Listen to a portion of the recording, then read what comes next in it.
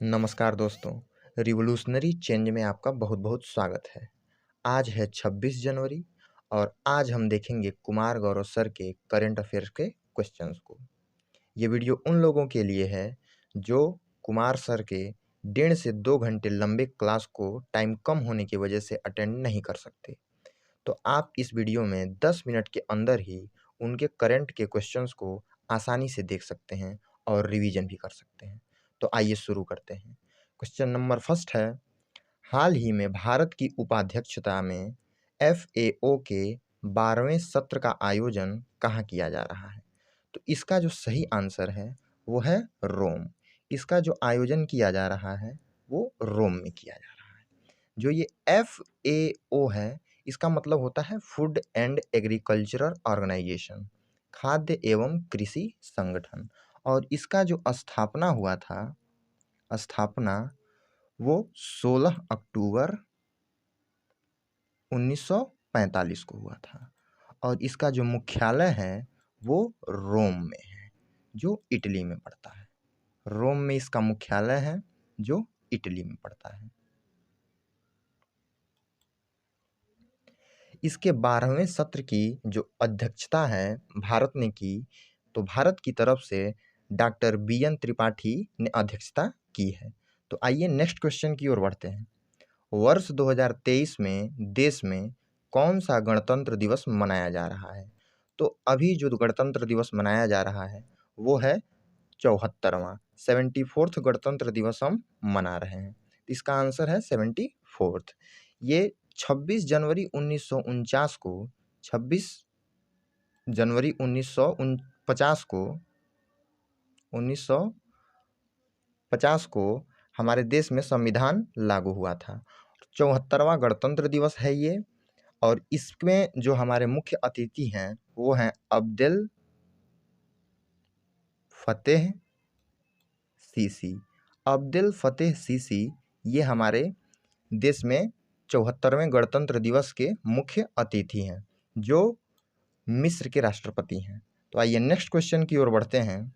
हाल ही में IGBC द्वारा किस रेलवे स्टेशन को ग्रीन रेलवे स्टेशन प्रमाणन की प्लेटिनम रेटिंग से सम्मानित किया गया है? तो इसका जो आंसर है वो है विशाखापत्तनम। जो ये विशाखापत्तनम रेलवे स्टेशन है, इसको ग्रीन रेलवे स्टेशन प्रमाणन की प्लेटिनम रेटिंग से सम्मानित किया गया है। ये जो ग्रीन रेलवे स्टेशन है, इसका मतलब होता है यहाँ पर स्वच्छ ऊर्जा का यूज किया गया है। स्वच्छ ऊर्जा का, स्वच्छ ऊर्जा का मतलब है यहाँ पर सौर ऊर्जा और पवन ऊर्जा का ज़्यादा यूज हुआ है। आइए नेक्स्ट क्वेश्चन की ओर बढ़ते हैं। भारतीय नौसेना द्वारा हिंद महासागर में कौन सा युद्ध अभ्यास आयोजित किया जा रहा है? तो ये भारतीय नौसेना द्वारा हिंद महासागर में अभी ट्रोपेक्स 2023 का आयोजन किया जा रहा है। ये जो ट्रोपेक्स 2023 है, ये नौसेना का सबसे बड़ा युद्ध अभ्यास है। सबसे बड़ा युद्ध अभ्यास है, सबसे बड़ा युद्ध अभ्यास है नौसेना का। और ये इसका जो आयोजन है वो 3 महीने होगा। और ये एक द्विवार्षिक युद्ध अभ्यास है। इसका आयोजन हर 2 वर्ष पे होता है। तो आइए नेक्स्ट क्वेश्चन की ओर बढ़ते हैं।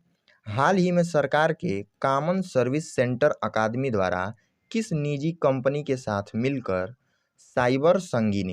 साइबर संगीनी कार्यक्रम प्रारंभ करने की घोषणा की गई है? तो इसका जो आंसर है वो है ओप्पो इंडिया। ओप्पो इंडिया के साथ मिलकर हमने साइबर संगीनी कार्यक्रम प्रारंभ करने का निर्णय लिया है।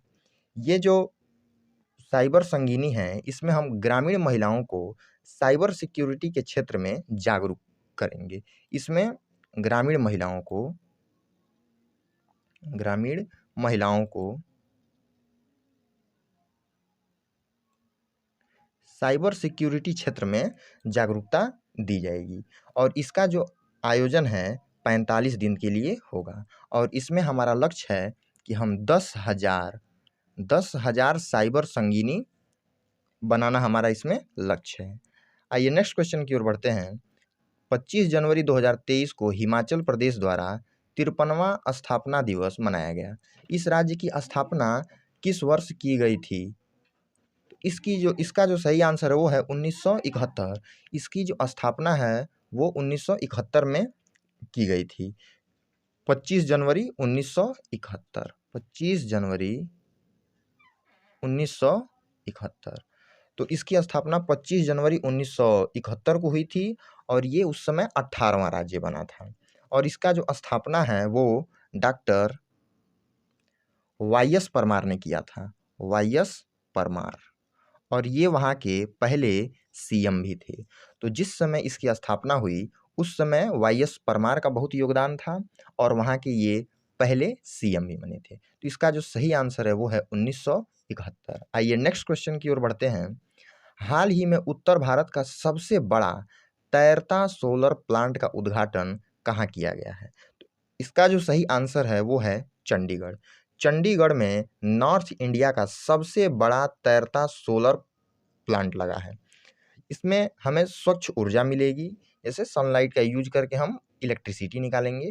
तो इसका जो सही आंसर है वो है चंडीगढ़। आइए नेक्स्ट क्वेश्चन की ओर बढ़ते हैं। हाल ही में ऑरेंज फेस्टिवल 2023 के तीसरे संस्करण का आयोजन कहाँ किया गया था? तो इसका जो सही आंसर है वो है कोहिमा, जो नागालैंड की राजधानी है। तो नागालैंड कोहिमा में ऑरेंज फेस्टिवल 2023 का आयोजन किया गया। ये इसका थर्ड संस्करण है, तीसरा संस्करण है इस बार। और यहाँ के जो नागालैंड के जो सीएम है वो नेफ्यू रियो हैं। सीएम जो है वो है नेफ्यू रियो, ये यहाँ के सीएम हैं। आइए नेक्स्ट क्वेश्चन की ओर बढ़ते हैं।